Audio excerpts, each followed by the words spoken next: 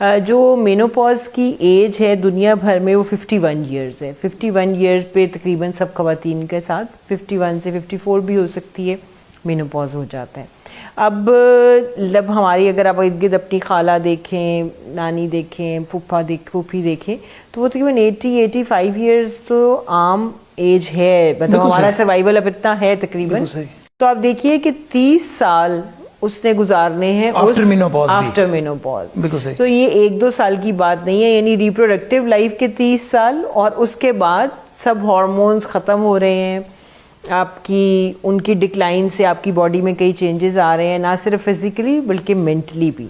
ये सब चीज़ों के साथ और कई नई जिम्मेदारियां ऐड हो रही होती हैं, बच्चों की शादियां हो जाती हैं, उनके बच्चे हो रहे हैं, आपके सोशल मामलात ऐसे होते हैं, कोई नियर एंड डियर वंस बाज़ दफ़ा नहीं रहते।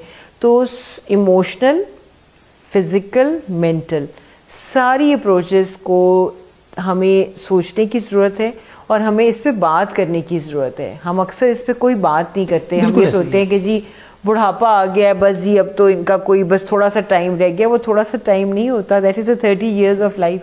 तो सबसे पहले तो मैं आपसे ये पूछना चाहूँगा बल्कि कि जो प्री मेनोपॉज के सिम्टम्स जब आना शुरू होते हैं वो होते क्या हैं और उस वक्त क्या करना चाहिए फीमेल्स को? जी बिल्कुल। अच्छा, प्री मेनोपॉज के सिम्टम जनरली 45 ईयर्स के बाद आने शुरू हो जाते हैं और लोगों का कई ख्याल है कि जिसमें काफ़ी सारी ऐसी चेंजेस हैं। कुछ है फिजियोलॉजिकल चेंजेस, जैसे कि आपका थोड़ी सी स्किन ढलकना शुरू हो जाती है, आपको मतलब उतनी एक्टिव एनर्जी के साथ आप बहुत सारे काम नहीं कर सकते जो आप पहले कर लेते हैं। फिर आपकी जिस तरह से आप कहेंगे बहुत शार्प मेमोरी नहीं रहती, मेमोरी थोड़ी थोड़ी लूज़ होनी शुरू हो जाती है।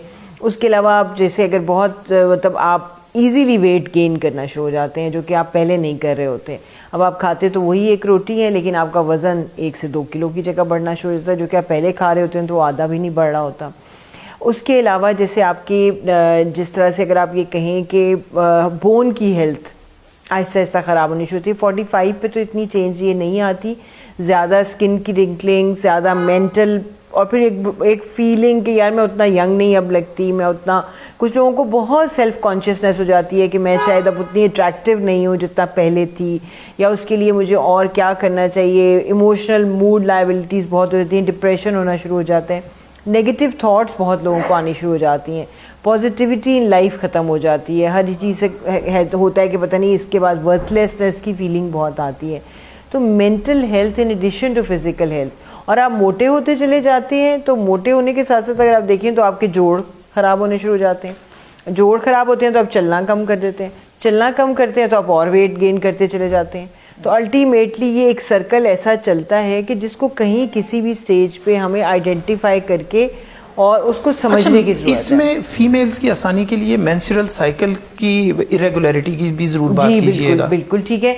अब मसला ये है कि मेंस्ट्रुअल इरेगुलरिटी में साइकिल कम होना तो नॉर्मल है, ठीक है, आप एक्सेसिव होना नॉर्मल समझा जाता है। ये मैं आपके प्रोग्राम के तवज्जुह से जरूर कहना चाहती हूँ कि that is not normal at all. ज़्यादा ब्लीडिंग ऑलवेज एबनॉर्मल होती है, क्योंकि बात ये है कि जब भी खून आपकी बॉडी से निकलेगा, ये हमारे यहाँ खुल के खून पड़ने का बड़ा कॉन्सेप्ट है। उसका नुकसान ये है कि आपकी बॉडी से जब भी खून बहुत ज़्यादा बहेगा, आप देखिए कट लग के बह जाए वैसे बह जाए, जब भी वो ज़्यादा बहेगा आपको वीकनेस होगी। बिल्कुल सही। और मैंने ऐसी ऐसी खवातीन देखी हैं जो मेनोपॉज के कि माहवारी बंद होने वाली है डॉक्टर साहब, उसमें बिल्कुल एनीमिक हो चुकी हैं और इतने खून की कमी हो गई कि घर में पट्टी बांधे लेटी हैं, ना कोई काम हो रहा है, ना किसी चीज़ में दिल लग रहा है, लेकिन सोचे यही जा रही हैं कि ये तो इट इज़ वेरी इंपॉर्टेंट कि ये बात नॉर्मल नहीं है। It should not be heavy menses, ये नॉर्मल होने चाहिए, कम हो जाए। आपका कहना है कि मेनोरेल्जिया एक डिजीज है, बेसिकली मेनोरेल्जिया एक डिजीज है, it should be treated as a disease. इसको ये ना सोचें कि ये एक्सेसिव हो रहा है तो ठीक है ये नॉर्मल है, this is not normal, specially उस एज में बिल्कुल नॉट नॉर्मल, बिल्कुल सही ट्रीटमेंट, बिल्कुल सही। अच्छा, अब पेशेंट प्री से पेरी के अंदर, चूंकि वो जो 1-2 साल हैं, मूड स्विंग्स आना शुरू हो जाते हैं, सिंकिंग सिंड्रोम फील होना शुरू हो जाते हैं, स्वेटनिंग शुरू हो जाती है, ये बड़ा क्राइसिस का टाइम होता है। मेल्स में यूजुअली लफ्ज़ यूज़ किया जाए मिडिल एज क्राइसिस कहा जाता है उसको, फीमेल्स में भी ये वाला सिम्टम तो ज़ाहिर है बहुत प्रोनाउंस्ड होता है। इन पेशेंट्स को आप क्या कहेंगी कि how to take it up? अच्छा, इसमें ये है कि जो मेनोपॉज के सिम्टम है ना, जैसे हॉट फ्लैशेस की आपने बात की कि बहुत पसीना, एकदम से पसीने में तरबतर हो जाना, गर्मी बहुत ज़्यादा लगना, आम लोगों के मुकाबले में अगर एसी चल रहा है तो उनको फील नहीं हो रहा कि वो चल रहा है, बहुत गर्मी लगती है। ये फिजिकल सिम्टम जेन्युइन सिम्टम होता है।